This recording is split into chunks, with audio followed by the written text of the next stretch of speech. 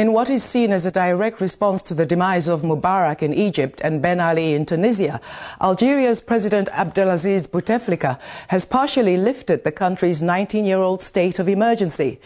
Under his leadership, Algeria has accrued over $600 billion from oil and natural gas reserves. But poverty and unemployment are still big issues. With more protests planned for later this month, it seems Algerians want more than just reform. Join us for this week's Africa Today as we ask if the winds of change that are sweeping across North Africa are set to blow President Bouteflika from office. Algeria was the second country to have been inspired by the Tunisian protest that started this year. However, the protests were diffused when President Abdelaziz Bouteflika adopted short-term measures by slashing taxes and import duties. The underlying causes to the growing crisis centered on lack of jobs, poor standards of living, and lack of political and social reforms. These issues are now raising their heads again, and a second wave of protests are already gaining grounds. Opposition groups have called for the second round of protests, which have been inspired by the Tunisian and Egyptian revolutions. In another bid to defuse the ongoing crisis, President Bouteflika has signaled the end to the country's 19-year state of emergency. He has also urged his government to begin the process of political and social reforms.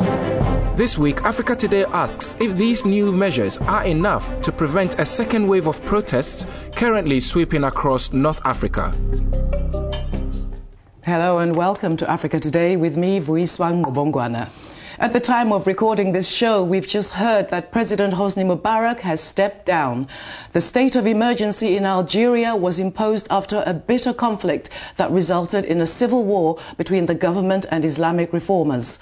Over 200,000 people died, and President Bouteflika has insisted that the emergency was to protect Algeria from, quote, terrorism, unquote. Human rights groups report that this has been a smokescreen to keep any opposition elements from challenging his rule. Here with me to shed light on what life is like for Algerians and to discuss what the protesters are demanding are Sharif Nashashibi, the chair of the Arab Media Watch, and Mohamed Zitout, an ex-Algerian deputy ambassador to Libya and also the co-founder of the political group, the Rashad Movement. Gentlemen, thank you for joining us. Dramatic times in North Africa, if I may say so, Mohamed. What is your first response to just hearing the news now that Mubarak has stepped down? History is in making, and this is a really very, very emotional moment.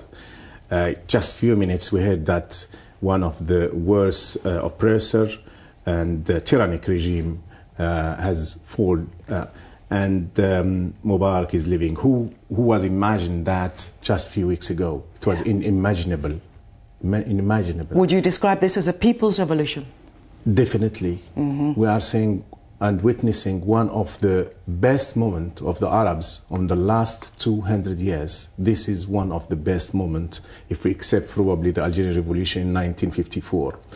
We have never seen, and the Arabs have never been able to do such things to the tyranny on the last 60 years. Right. Well, if I could bring you in, Sharif, what do you think has been the main catalyst that's giving people such courage to take control of their destiny? What do you see happening in North Africa at this point? I think there has been resentment against the lack of democracy and human rights and development in the region for a long time.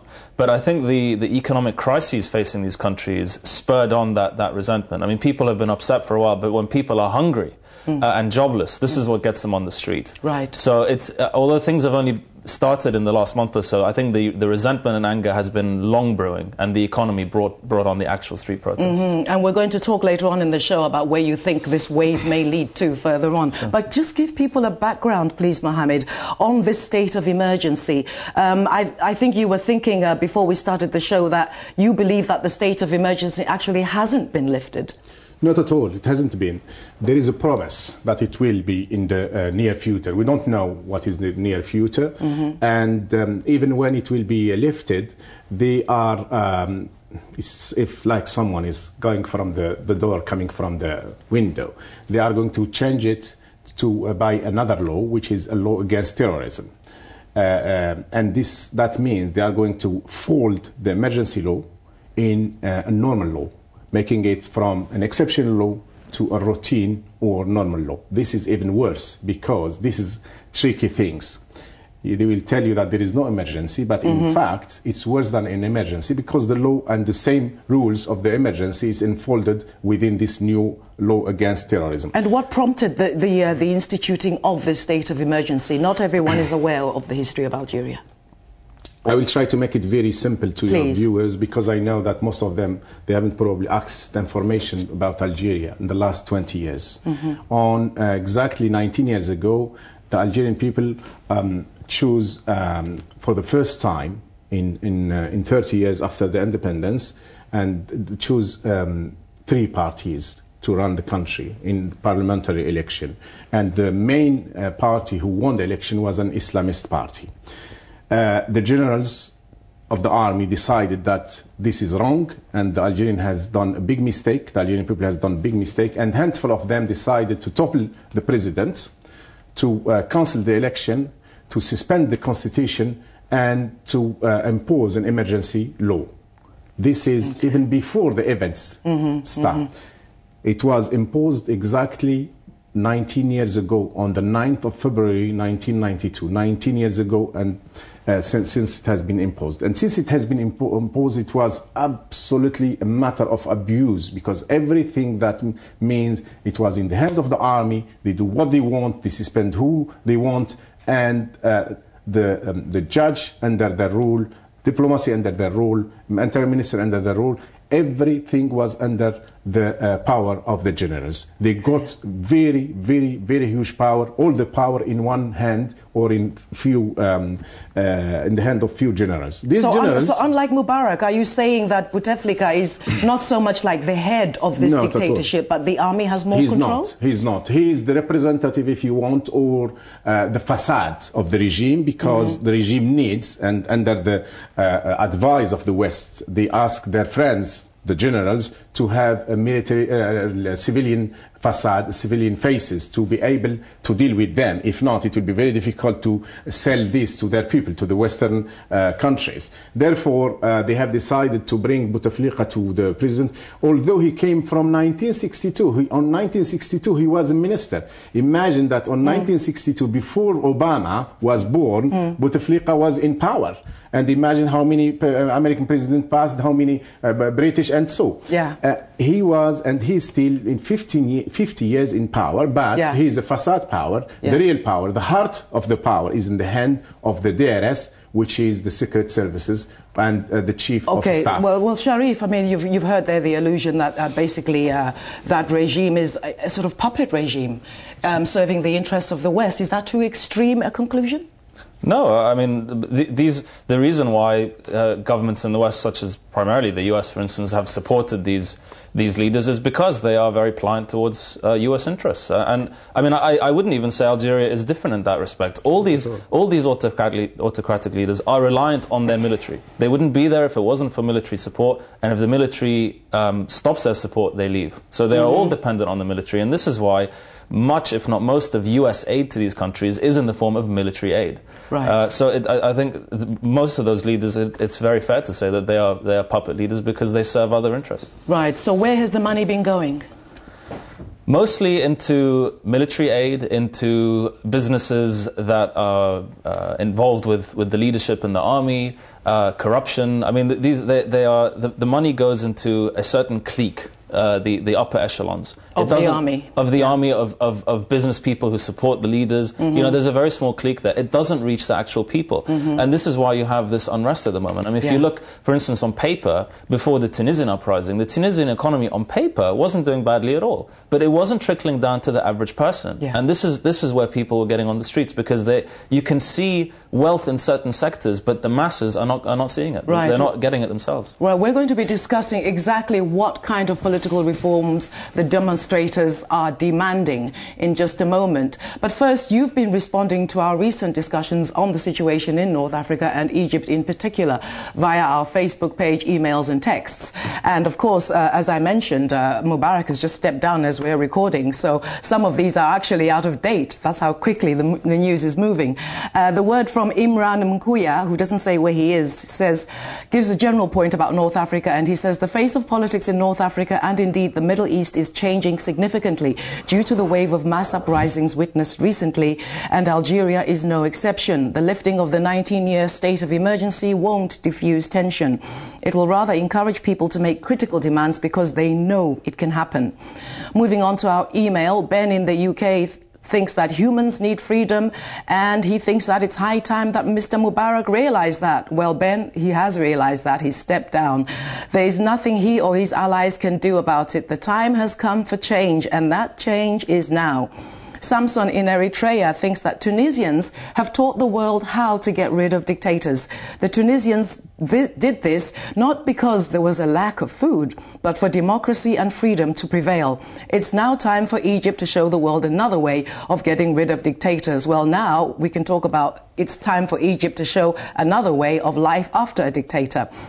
And someone who hasn't identified themselves but is writing from Sri Lanka thinks that Mubarak, Ben Ali and all the other leaders in North Africa are all American puppets and agents of Satan. Moving on to our texts, an unidentified person from Zimbabwe thinks that a transitional government in Egypt will derail people's wishes. Mubarak should pack his suitcase and go. Well, anonymous person, you predicted that spot on. And Harrison in Nigeria is asking for a voice of reason, which is now out of date when he writes, it's true that Mubarak has been in power for 30 years, but for peace sake, let the Egyptians allow his tenure to expire. Since he's not seeking re-election, there is need for peaceful transition of power for good democratic sustenance. Well, there's been a relatively peaceful transition of power as we speak. Do let us know what you think about the dramatic events in Egypt and indeed the whole of North Africa. Keep those thoughts flowing to africa@presstv.co.uk. or you can text +44 7800 8086, and don't forget that Facebook fan page is at Africa Today, Press TV London. And at the time of this broadcast, Egypt's President Mubarak has stepped down. The People's Revolution has been listened to. So, will Bouteflika now actually use the state of emergency to ban protest marches in the capital Algiers, as has been reported?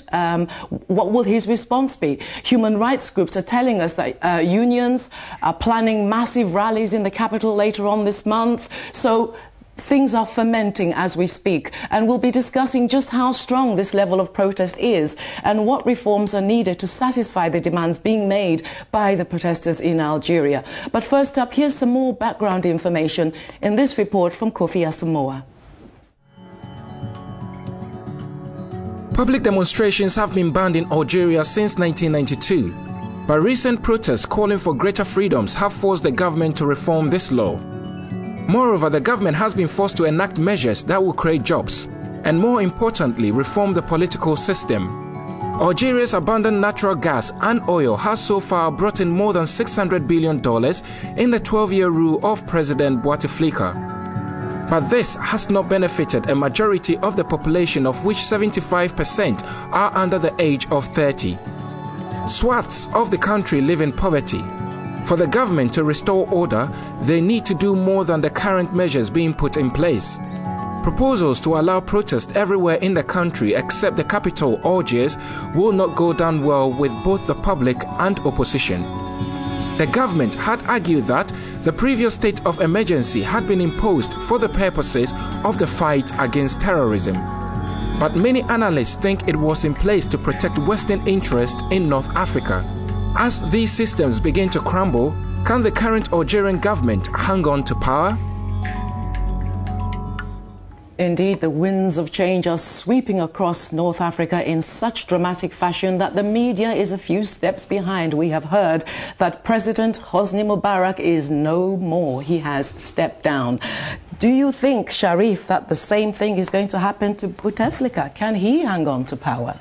I think now it has become much harder for other Arab leaders to hang on to power. I mean, the ouster of Ben Ali in Tunisia started the ball rolling, but Egypt is a much bigger country in terms of its strategic importance in the Middle East and the Arab world. So for Mubarak to fall is a much bigger event in terms of the possible domino effect in the region. So I think the game has really become much harder for Arab leaders to stay in power. And if you look at the demands of much of the protesters in these countries, it's not for reform by the government, it's a change of leadership completely. They are done with these leaders. So for the leaders to change policies, I don't think is enough anymore. They want those leaders out. Right. Well, I mean, what's your comment? Do you think he can hang on? And how long for?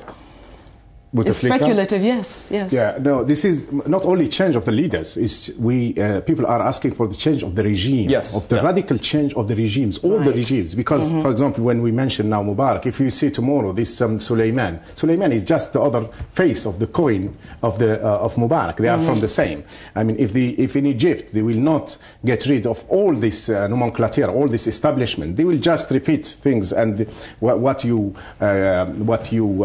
push from the door, you will get them from the windows. But from what we hear, the army is in charge now, you know, at least for a transitional phase. And what you said earlier was that it was the army that was in charge in Algeria. Is that likely to continue? That's the problem, and that's the confusion with the Algerian problem. That's why it's quite complicated, because even if tomorrow we get rid of Bouteflika, we change nothing. Bouteflika is there, they can change. We have changed, the generals have changed 5 presidents in the last 19 years. They toppled one on 92, they killed the second one on June 92, they removed the third one, and they pushed the fourth one out, and they bring Bouteflika the fifth one. While at the same time, the chief of the secret services is still on his position since 1990, and here you will see who is who last and who is just changing. Right. So if you take the example of Tunisia, after Ben Ali left the country, the initial interim government was still populated with people from that party. But the people didn't accept that. So they pushed further. They don't want anyone related or part of the party or regimes in power at all. They've seen through the smoke screen. So, you know, are you talking about a higher level of political maturity based on all these years of suffering? Yeah, people want a blank slate. No one connected to the leadership that they've been trying to start from because what we have had on the last 50, 60 years since the independence, because Africa started to be independent from the middle of the 50s. Algeria, it was on 62, Tunisia in 56, and so. They have been replaced by even worse than the colonialism itself, by the colon itself. In Algeria,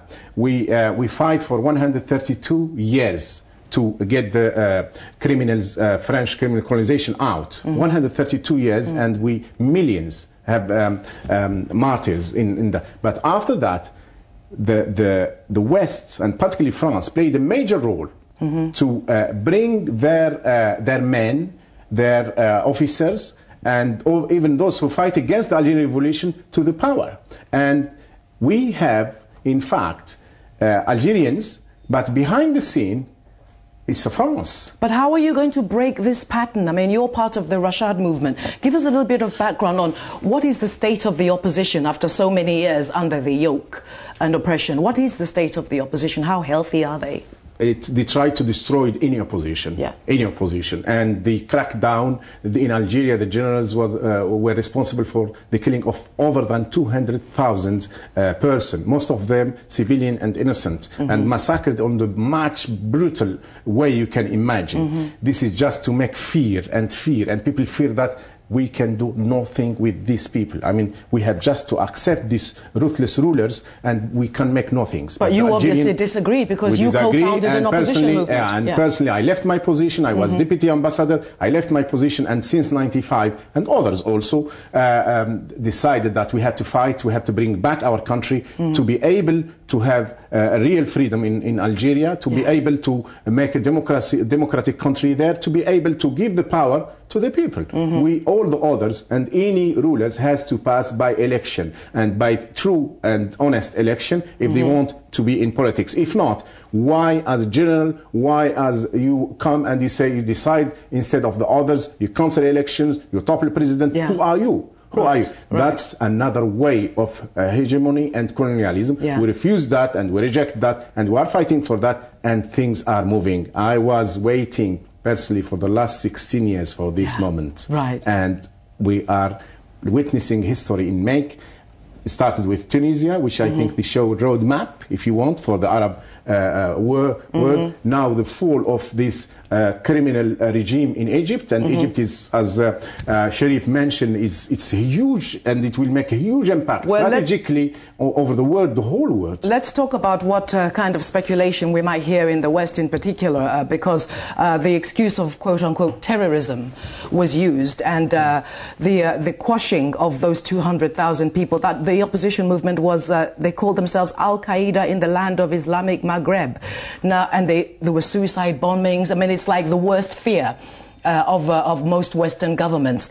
What have we actually got in reality in Algeria, as far as you're aware, in terms of how the opposition might express itself now? Well, what we're seeing now is the exposing of the myth that if these dictators fell, then it would be replaced by some form of Islamist tyranny. If you look at the opposition, the protesters in Tunisia, Egypt, Yemen, Algeria, other countries, they are not led, they're not even not led by Islamists, they're not led by any particular opposition group. This really is a very popular revolt, and it is not characterized by any Islamic fundamentalism. So this is now a myth being exposed, that you can topple these dictators and still have a regime of the people, by the people. It doesn't have to be autocracy or Islamic fundamentalism.